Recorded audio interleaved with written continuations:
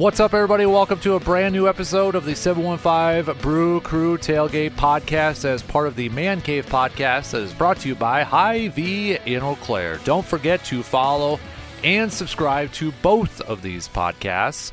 And don't forget to give us a positive review and a 5-star rating so others can find the podcast. First of all, good news on Brandon Woodruff.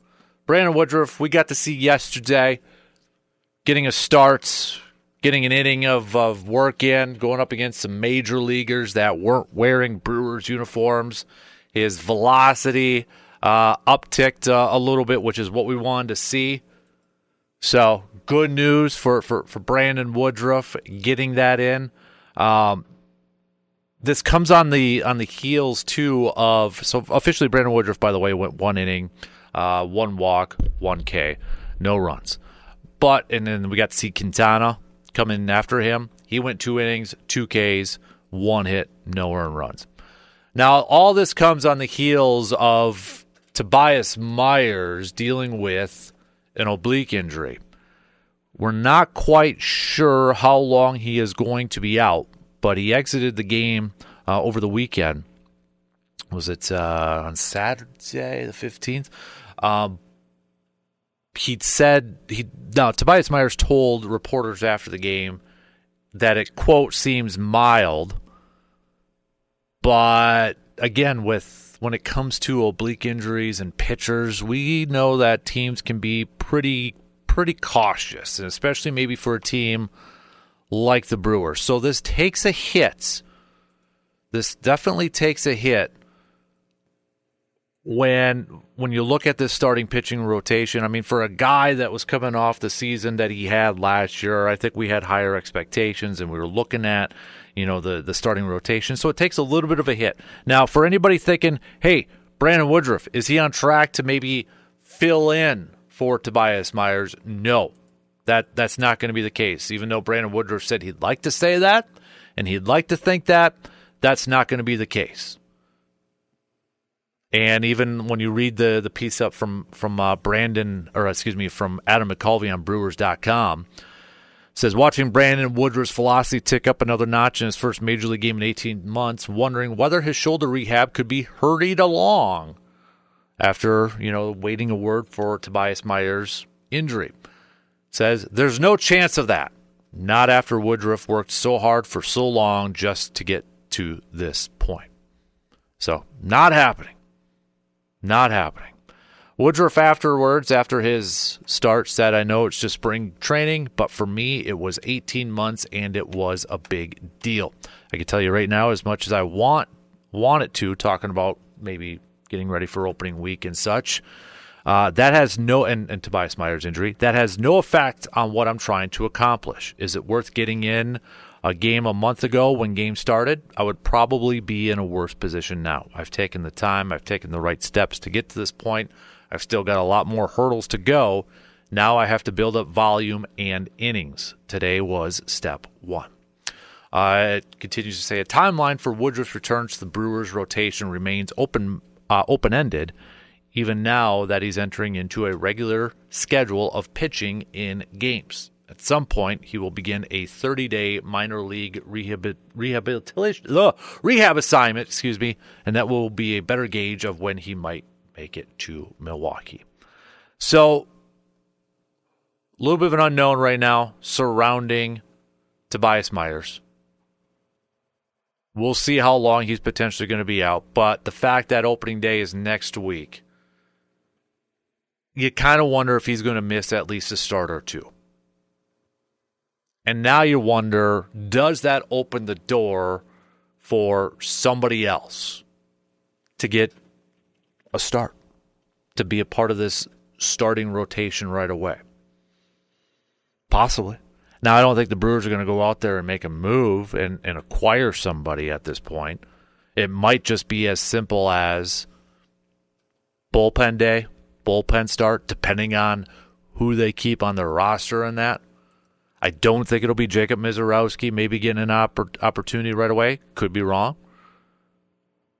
In case anybody, if you missed it, MLB Network had their breakout game yesterday. Mizorowski, Jose Medea was also a part of that, so I got to see some of the youngsters over there. So, it might just be as simple as, might be a bullpen day. But let's just kind of pump the brakes a little bit until we kind of get a better, more firm timeline revolving around Tobias Myers. But it stinks.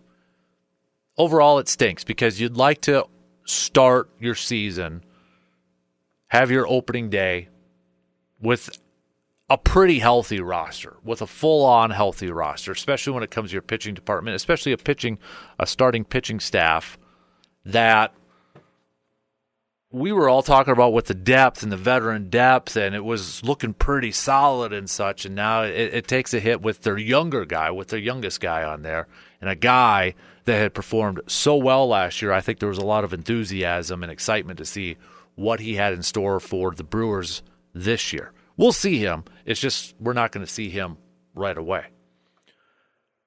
And something different that we may see, and something that wasn't even thought of, including from the Brewers, is potentially a different looking infield than what we all thought. And that would be Terang at short, but Joey Ortiz at second base. Pat Murphy saying about, because we saw it at one point, and then we started to see it consistently in the lineups. We started to see it a little bit more. It wasn't just a one-time thing. It ended up being a couple-time thing. And it's like, oh, is this starting to gain some traction? Pat Murphy saying about this lineup, we've been looking at this lately, and it kind of woke me up. Nobody really suggested it. We just tried it. Like, whoa, I think it even surprised the players. It feels right. And I wouldn't have said that 10 days ago. We haven't made a final decision. I haven't made a final decision. I really believe in looking at all of it, taking in all the information and listening to others. I was dead set on Terang is going to be our second baseman and Ortiz can handle short. I still believe that. But then we toyed with this new setup, and I was like, this might be better for everybody. Murphy went on to say, I don't think I had my mind totally set. I was leaning that way with Ortiz at short and Terang at second. And I had all of my reasons that I still have written there on the office whiteboard. But then I saw this, which I didn't consider at the beginning. I was thinking leave Joey at third base because Joey is really good at third base, and put Bryce over at short because that's supposed to be the most important position. But I don't know that short is the most important. It can be if you've got a second baseman who can really do it. We ask our second baseman to do a lot. What I mean by that is when you play the middle of the diamond the way we play our second baseman for most of all the right-handed hitters, and the ground we ask them to cover, it's not too awfully different than short. The number of times you end up throwing a ball from the outfield to a base, the number of times you end up directing a ball in a first and third steal situation, the number of times you wind up touching the ball because you're turning two. We want to make sure Ortiz is as comfortable there as he is at third. Third was new for him too, and he did a remarkable job. He does some things at third that no other infielder on our team can do. But second base handles the ball a lot more, and he's one of our best ball handlers. So, for all the talk, whether it was going to be Ortiz at short and then Terang at second, or Terang at short and Ortiz remaining at third, maybe now the leader in the clubhouse is Terang at short and Ortiz at second. I think a lot of this has to do with what we have seen from Oliver Dunn and Vinny Capra in spring training. We talked about those guys and their bats last week and what they were doing in spring training. Kind of providing, especially Vinny Capra, providing some pop, providing some power in spring training. 5 home runs, 333 average. Dunn's got a couple home runs, and his average has been a 353. So I think with what we have seen from those two, where now, and you got Dunn, who is a lefty, Vinny's a righty, you have some flexibility where maybe it depends on the pitching matchup and you start one of those guys at third base that day, I think a lot of this was driven by the fact like, okay, these guys are hitting and these guys are making a case to be on the roster, especially a guy like Vinny who's out of options. How do we keep these guys on our roster, but also how do we get them in the lineup if this is what they're going to be able to do at the plate? And this is a way to do it by putting Ortiz at second and Dunn and Vinny at third, where they're a little bit more comfortable. Dunn is a really good defender. He's a plus defender at third. But I was also reading, too, that Caleb Durbin, the guy that I think a lot of us were like, after the Devin Williams trade, like, okay, that's going to be your third baseman. He doesn't provide a lot of power. But it sure seems like that's going to be the guy at third. According to some of the stuff I was reading, he is not impressed some of the scouts so far this spring. And maybe he's better suited to start off the season down in AAA. In 39 at-bats so far, if you're just looking at it from an offensive standpoint, 205, does have a couple home runs, and OPS of a 654. On-base percentage of a 295. But he's more of a second baseman, which you'd be like, okay, so if it's Terang at short, then you can leave Ortiz at third where he played last year and then put Caleb Durbin over at second. But from apparently some of the scouts out there, Durbin's just maybe not ready to be that everyday guy. Maybe he starts off at AAA. So something to kind of keep an eye on. And I think a lot of it is the emergence of or what Vinny and Dunn have done in spring training. And I know we always say, and I've always said it, you know, sometimes you got to take spring training with a little bit of a grain of salt with some of the numbers and some of the performances out there. But that doesn't necessarily mean we can diminish what guys were doing in spring training. Look at Jesus Aguilar from a few years ago. We all thought at the beginning of spring training, that's going to be the odd man out at first base. What happens? The guy has a great spring training. They have to, plays his way on the roster. You got to keep him. He ends up being an all-star. Eric Haas was kind of the same last year. He played really well in spring training. Provided, the offense had to find a way to keep three catchers on there. And he's, this year, their primary backup. Guys can win jobs in spring training, as much as we kind of want to downplay it a little bit. Guys can win jobs in spring training. And I think with what Vinny and Oliver Dunn have been doing, that is what opened the door for this potential lineup. Because Vinny and Dunn, primarily better suited at third base. So, Brewers are like, let's try Joey Ortiz at second.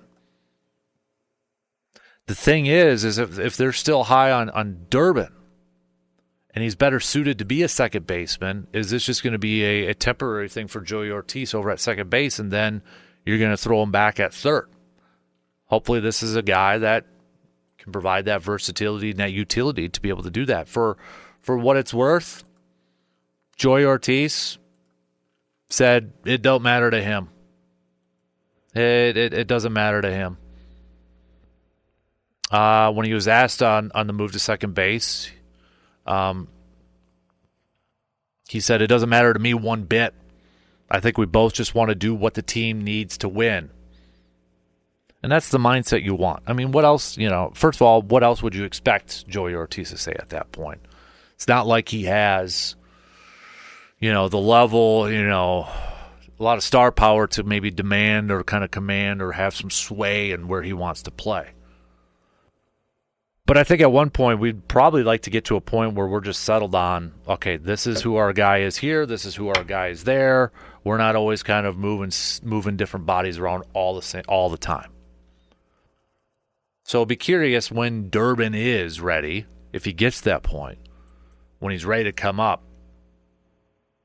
is Ortiz just going to be the guy that moves back to third there and then Durbin goes to second?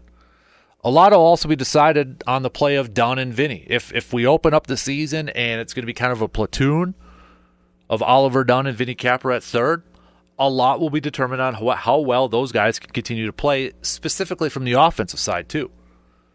Dunn's a good defender, but if he's not performing at the plate, there's going to be other opportunities for other guys, Vinny or somebody else. They need production from the plate at that spot. And right now, those two guys have been doing it in spring training. So, with opening day coming up next week, you're probably now at that point like, okay, how do we get these guys in? And this is the way to do it. It's interesting, though. I remember Terang, too. I feel like sometimes, I'm guilty of this, but I feel like sometimes, you're like, oh, moving over to second, that's a little bit of a demotion from the hot corner to second or shortstop to second. Demotion, huh? I think we kind of get in that mindset as just casual fans. But remember, Terang won the Platinum Glove last year as the National League's best overall defender, and he was second base. Second base is still super, super important. A lot of moving parts, whether it's turning two, cutoffs, all that stuff.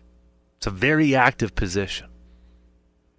Pickoffs, incredibly active position. You need somebody over there that can handle it and knows what they're doing. And right now, they probably trust Joey Ortiz a little bit more.